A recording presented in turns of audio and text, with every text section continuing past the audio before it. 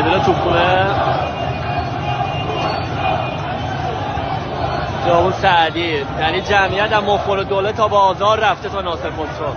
نمیتونی ببینی جمعیت. تاریخ سه‌شنبه 17 دی‌ماه گازشکاور زدن، هیچ جا رو نمیبینیم. اینم مترو.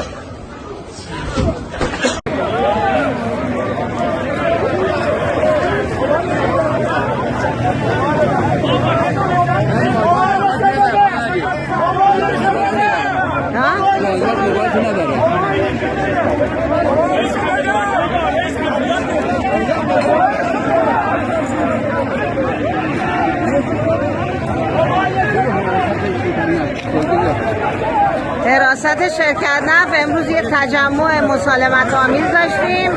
الان اومده داره درگیری درست میکنه که تجمع رو به هم بزنه. امروز 16/10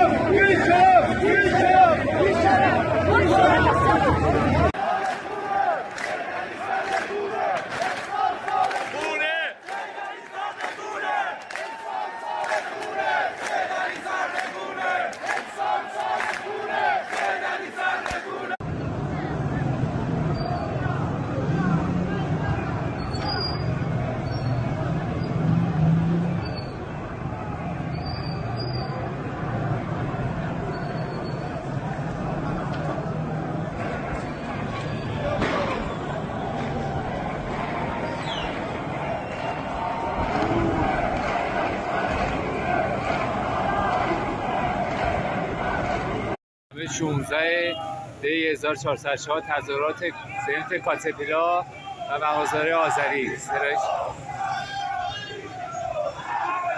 بالاخره اعتصابات شروع شد.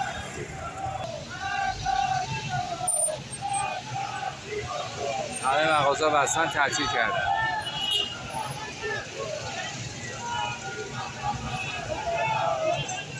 امید آزادی.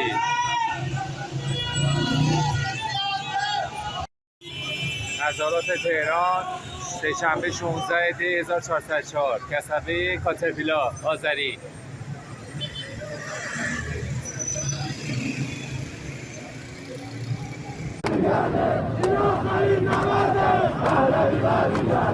این آخرین نبرده